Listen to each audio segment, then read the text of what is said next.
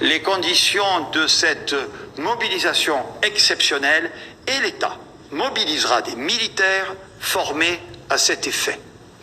L'accès au rappel sera en outre facilité. Les autorités scientifiques nationales et européennes nous recommandent d'anticiper encore la possibilité de recevoir sa dose de rappel. Eh bien, dès le 3 janvier, ce rappel sera possible dès que l'on aura passé le délai de 4 mois par rapport à la précédente injection et non plus de 5 mois pour faire son rappel. Alors que nous avons laissé du temps, beaucoup de temps, à ces Français qui avaient des hésitations et des doutes, nous renforcerons en janvier l'incitation à la vaccination.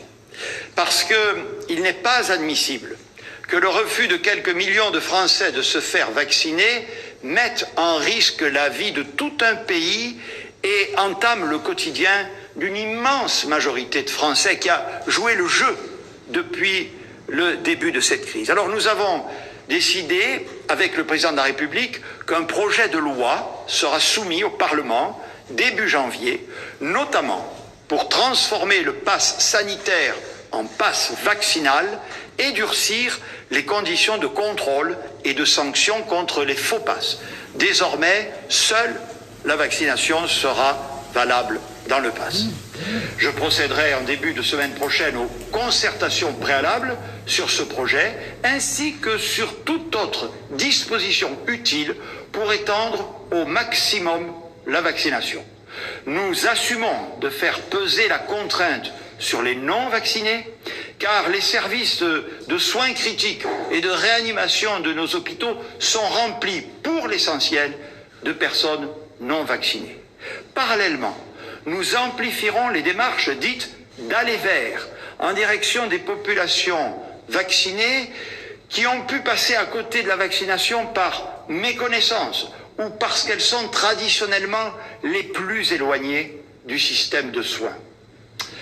Vous l'avez compris, même si nous sommes face encore à une part d'inconnu sur les effets de ce variant Omicron, le devoir du gouvernement est d'anticiper et de préparer le pays à cette nouvelle menace. Ralentir et lisser la vague épidémique Omicron, que les scientifiques nous prédisent comme exponentielle, sont deux objectifs que nous devons nous fixer pour limiter son impact. Mes chers concitoyens, mesdames et messieurs, je partage avec vous une situation que nous aurions assurément souhaité différente. Je partage avec vous qu'elle peut créer de la lassitude. Mais je partage aussi avec vous que la vaccination nous permet de nous armer encore et toujours face à cette nouvelle menace, sous réserve que nous soyons ensemble le plus vigilants possible ces prochaines semaines. Par rapport à d'autres pays, nous avons pris de l'avance dans la lutte contre le virus. Nous devons la conserver et nous adapter comme nous avons toujours su le faire à l'évolution des variants. Nous devons tout faire pour éviter le recours aux mesures contraignantes que nous avons connues dans des phases antérieures. Je sais combien cette pandémie peut paraître sans fin. Pourtant, grâce à la vaccination massive, grâce à notre mobilisation collective, grâce au sens des responsabilités de chacune et de chacun, nous avons progressé et appris à mieux vivre avec le virus. On va y arriver tous ensemble. Je vous souhaite du fond du cœur, malgré ce contexte difficile, mais que nous saurons surmonter, d'excellentes fêtes de fin d'année. Merci beaucoup. Jean Castex qui s'est donc exprimé pendant une dizaine de minutes et qui a donc rappelé avant ces fêtes de fin d'année les gestes barrières, le fait qu'il fallait se faire tester. Il a rappelé également que les préfets pouvaient interdire les feux d'artifice, les rassemblements sauvages en cette période festive. Mais la vraie information de cette allocution, c'est cette transformation du pass sanitaire qui va devenir un pass vaccinal. Il s'agit d'inciter les 6 derniers millions de Français qui ne sont toujours pas vaccinés à le faire. faire. Et pour cela, effectivement, ça va passer par cette restriction très drastique, Adrien Gindre. C'est une vraie révolution, en fait, dans notre façon de vivre aujourd'hui. C'est une contrainte supplémentaire qui est imposée aux Français qui veulent pouvoir vivre normalement. Parce que ça veut dire que tous ceux qui aujourd'hui allaient au bar, au restaurant avec des tests dont la durée de validité avait déjà été réduite ces dernières semaines, elle avait été ramenée à 24 heures, vont devoir en passer par la vaccination. On cible donc directement nos concitoyens, comme vous le rappeliez, qui sont encore non vaccinés. En réalité, c'est la poursuite d'une stratégie qui est enclenchée depuis un moment.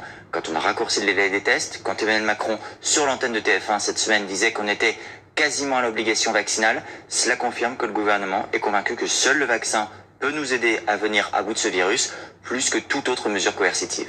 Merci beaucoup, Adrien, pour cette explication politique. Je me tourne vers vous maintenant, Gérald. Est-ce que, effectivement, le fait de passer à un pass vaccinal, ça va être efficace en un mot?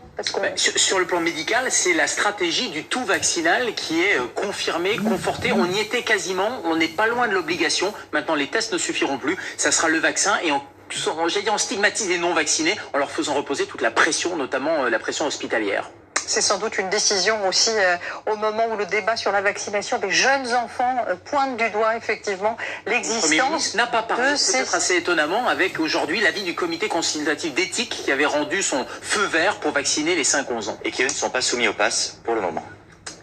Et voilà pour cette allocution de Jean Castex sur laquelle nous reviendrons évidemment longuement dans le journal de 20h. Je vous donne rendez-vous dans quelques minutes. À tout de suite.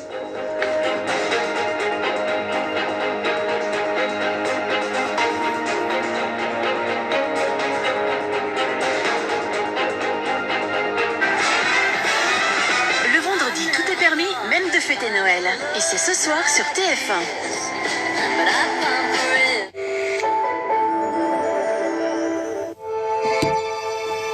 Nespresso présente Vertuo.